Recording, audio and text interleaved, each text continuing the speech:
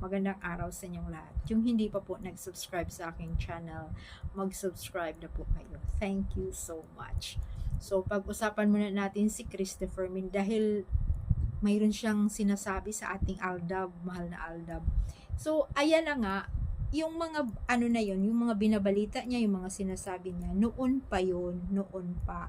Eh, syempre, mayroon talaga doon na talagang binabakbakan din siya ng mga Aldab Nation.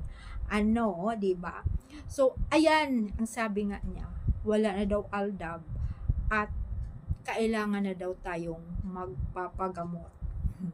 Kasi, bakit daw natin sila sinusuportahan pa na wala na naman daw at yung dalawa daw binabaliwala na daw tayo, sabi niya. So, bakit nananatili pa rin yung mga Aldab Nation na wala na daw Aldab? Mga baliw na daw tayo, mga kulang-kulang or ganun. Kailangan na daw tayong dalhin sa ospital o magpapagamot or saang ano dyan, gamutan na yan. Alam nyo, para naman sa akin, ano ngayon, tayo naman ang nagbabayad ng wifi, tayo ang nagpapaload para lang natin masuportahan ang Aldab, di ba? So ano ngayon kung nandito pa rin tayo, alam niyo yan sila, ano lang yan, yung parang inggit sa atin dahil sinusuportahan pa rin natin ang Aldab kahit walang proyekto. Karamihan nandyan pa rin sa Twitter. Hala, dot-dot ng dot-dot doon. At saka yan na nga ang sinasabi, pag si Christopher Min, nako po, yung kanyang notif doon napupuno ng puro bashers. Minsan nga nakakatawa, no? Napanood ko pa yun sa Showtime na yung ano na yun, yung segments. Kasi ito, maganda talaga na ang ano episode na yan. Tumaas daw talaga ang ratings ng Showtime dahil yung segment na especially for you. Mayroon talagang episode na magaganda. At saka, o nga, napakagulo. Kahit napakagulo yung mga host, ang daming mga, siguro ganun talaga. Kasi nga, alam nyo naman, pag si Vice, ayan, mayroon talaga magandang episode. Or, yung araw na yun maganda, diba? Pero ngayon nami-maintain nila, ito mga palangga, nami-maintain mataas na talaga ang ratings ng Showtime kaysa Itbulaga dahil lang sa segment na especially for you. Totoo yan mga palangga. Kaya talagang gigil naman ang ang AAT, no? Yung Itbulaga. Pero hindi ko alam, no, kasi hindi na naman rin ako na pinanood yung Itbulaga. Kahit naman din sa Showtime, minsan pasilip-silip lang ako kung ano ang siyempre, no, ano ang nangyayari at saka siyempre kung mayroon tayong mapupulot din doon, 'di ba? Yung maganda, ibinabalita din natin. At saka yan si Christopher Min, ako panay sila nagpaparinigan ni Vice ganda.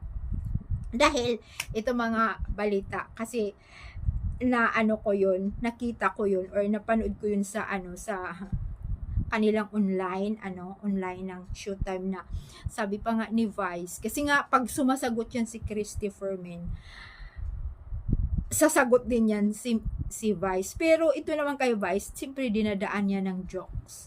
Yun daw, ito mga palangga, no, siyempre, no, anuhan din natin na ito daw, mayroon din daw, yung ganun daw, na pangyayari na, kunyari, magbabasa daw, kagaya ng cellphone, magbabasa, sabi ni Manay, ni Manoy, na ito ang mga balita, ganito, kinasal na si or daming mga balita doon, may siraan, may anuhan, may magandang balita.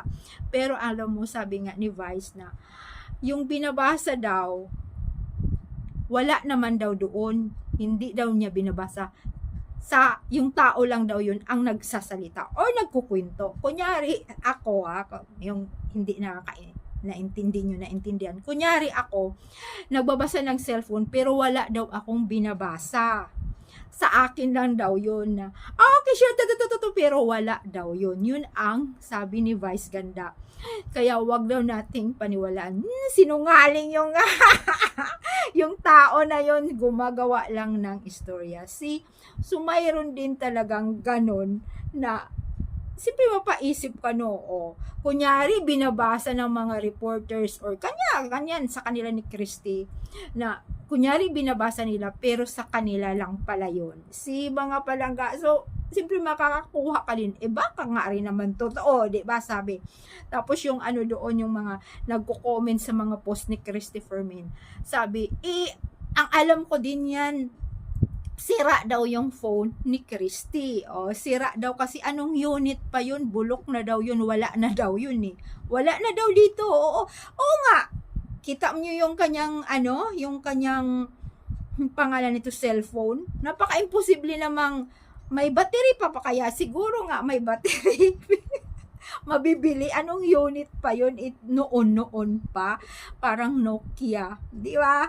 So, sabi nga doon na, ano na daw yun? Sira na daw yun. Wala daw talaga. Pero alam nyo mga palangga, mayroon din ako, sa akin lang din yun, no? Na ano ko rin na yung mga nagko-comments doon kung anong binabalita ngayon, yun pa rin yung mga tao na yun ang binabanggit niya. Kung sino dyan ang nakakanood ng show niya or siyempre mayroon naman kasing kahit may nag-share sa kanyang palabas sa FB. At saka kung mapanoorin nyo, kung mayroon talaga na nanonood ng mga mga Aldab Nation na siyempre nakikibalita din. Tapos sabi ganun, wala ano lang yun yung pangalan nito pag yung tao na yun ang napansin ko yung tao na yun na nag comments, kinabukasan, yun pa rin yun. Kasi yun pa rin yung matatandaan mo talaga yung tao na yun pa rin yun, ganito. Tapos sabi niya sa ibang bansa, yun pa rin yun ang nagko-comments sila, parang sila na rin. Pero yun na nga sinasabi, hindi, memorize talaga niya yun sa utak niya at wala daw yun sa comments na yun, section na yun sa kanyang cellphone dahil sira daw yung cellphone. Kaya alam niyo yung mga palangga, ako minsan talagang hindi ako naniniwala sa mga kwento niya. Di ba? Ano nang nangyari sa kanya ngayon? Di ba? Sa nangyari ngayon sa kay CF at saka nako, mayroon na siyang anuhin na kay Bia, 'di ba? Kung napapanood niyo 'yon. At saka ito, mga palangga, ito sa ating Aldab or alam ko hindi talaga kasali si Alden mayroon daw talagang movie, baka hindi natin lulusot na lang yan kasi kung kailan may movie daw ata si Bossing nitong December sa MMFF. Kaya yan na naman ang mainit na mga balita na yan at sino ang kapartner kung kukunin niya si Maine. Kukunin talaga niya yan si Maine kasi matagal nang hindi siya gumagawa ng pelikula ng sa MMFF. Kaya wag na nating kung ano pa man ang lumalabas, wag na nating patulan. Kaya thank you so much mga palangga.